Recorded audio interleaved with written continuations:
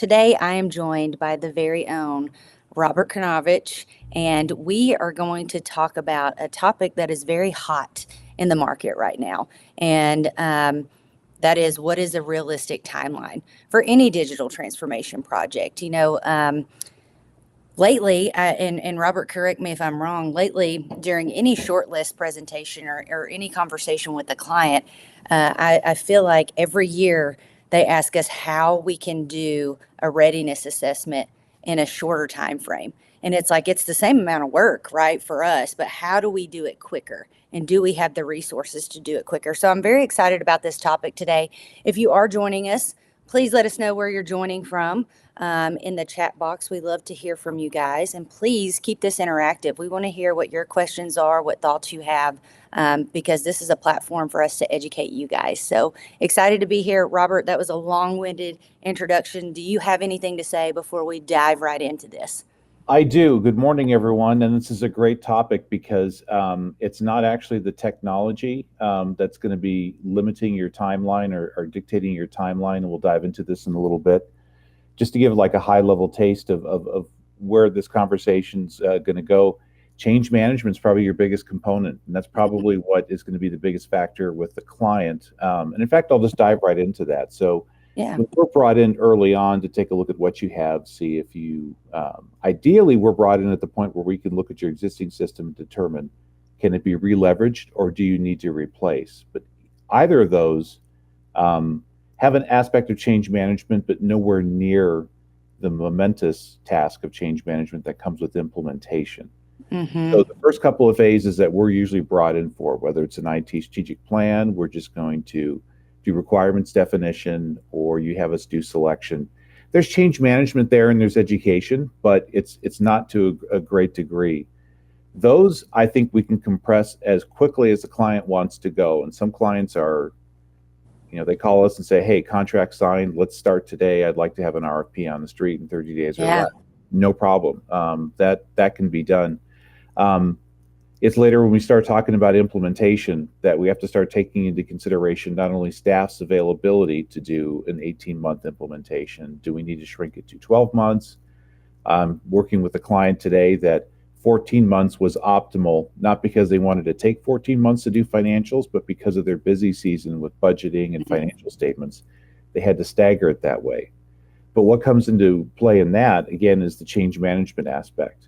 And so when you're doing something over a longer period of time, whether it's a 9-month or 12-month or 15-month implementation, that's a lot of enthusiasm that you have to keep going with your end users and get them involved. We'll go into that in a little more detail. But right now, I really think that's the delineation. It used to be, takes a while to get through contracting, and then it takes a while to get the stakeholders available, and then it takes a while to get everyone scheduled so you can do discovery.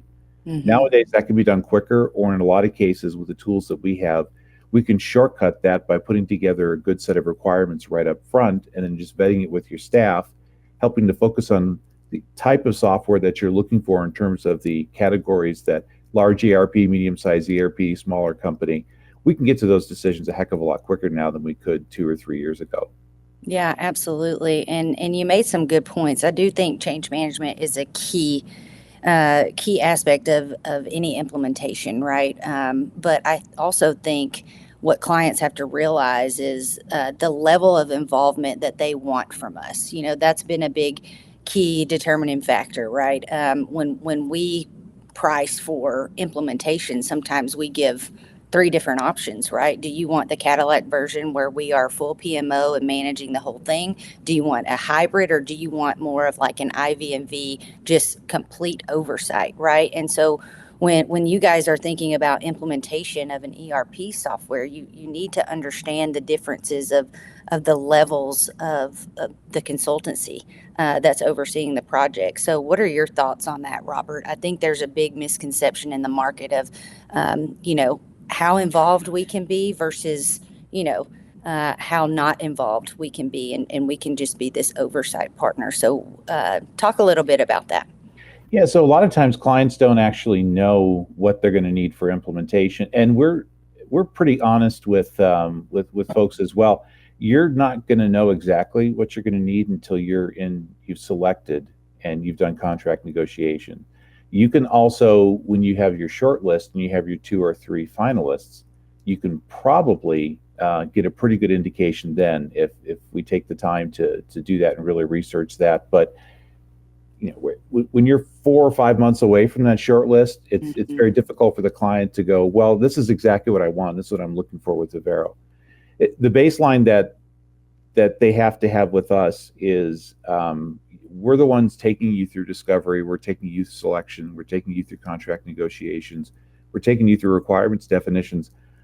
I know what you need. I spent time with you as a client. So when we start going into implementation, it's a lot easier for us to marry our experience with our understanding with a client and hold the software vendors accountable, which is the shortcut to what a lot of this is. It's you're going to spend a lot of money with a software company, much more than you're going to spend with us. That's right. On a system that has a lot of liability, that has a lot of political capital implications, has a lot of legacy implications for a lot of people, and you're placing a majority of the risk with this software vendor and this implementer. Someone has to be there to keep them on track every day to go, oh, okay, they want to tell us that you're going to need more money in this particular area because you need to delay go live by a month. That may be true, but I need them to prove to me where their cost suddenly means $300,000 just to delay go live for a month. And the software vendors, again, I beat up on software vendors quite a bit, but again, their path is of least resistance. They just want to get their resources on the project, churn and burn, get it implemented, and then move on to the next client. That's how they make their money. So delays, they like to automatically talk about costs, which is not an unreasonable thing to do, but it needs to be a fair cost, and it can't just be, throw a number out there like $300,000 just to delay a go live. And again, I always go back to shared fate. I like sharing the fate of my clients. I'm there to make the client successful. If the client's not successful, then Avero is not successful, and it doesn't matter. So then I have to be truly invested in their particular fate.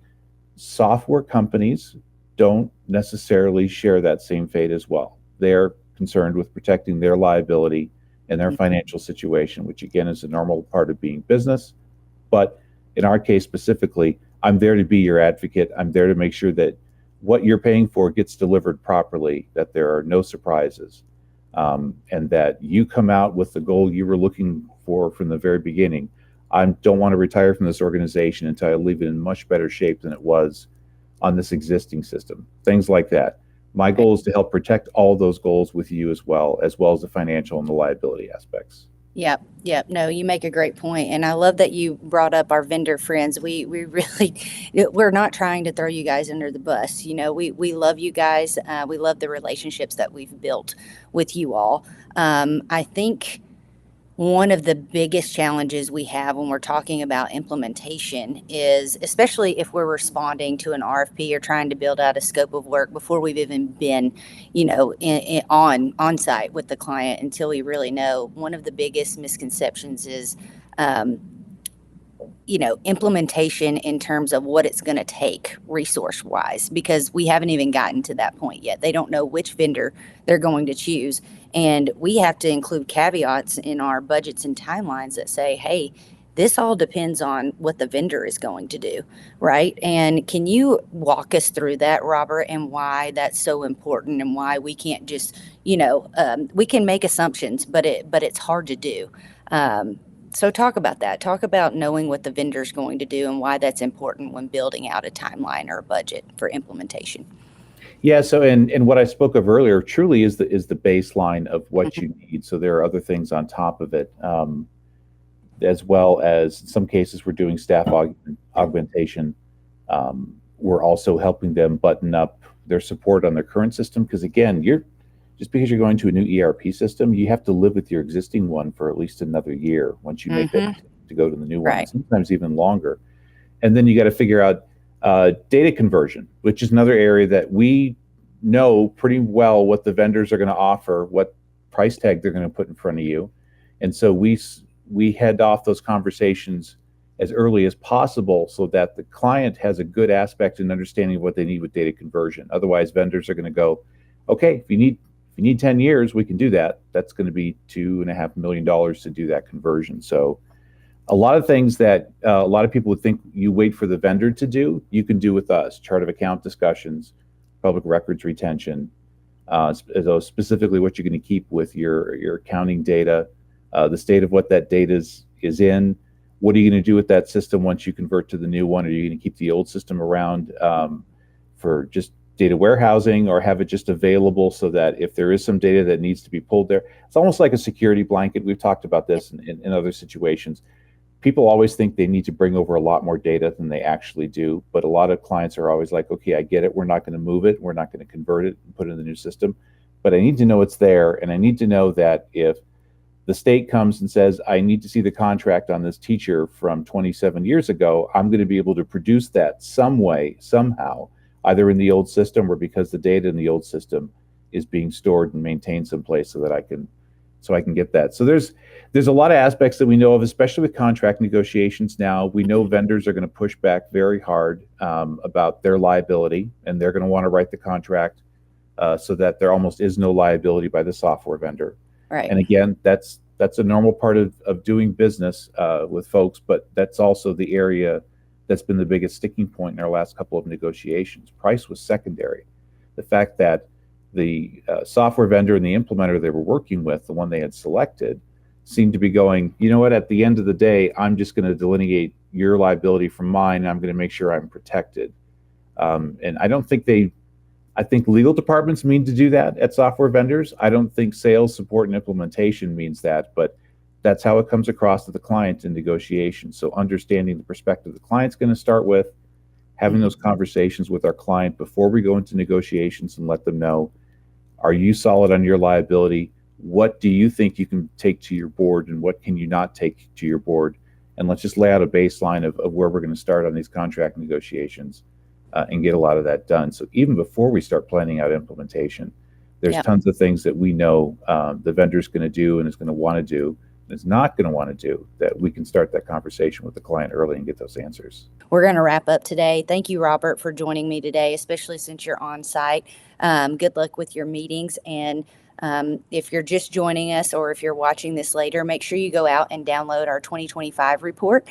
We talk about all things digital transformation, tips, tricks, things to consider. And we're constantly updating that because, again, our dream is to be the trusted advisor in this space as an agnostic partner for our clients. So, Robert, thank you.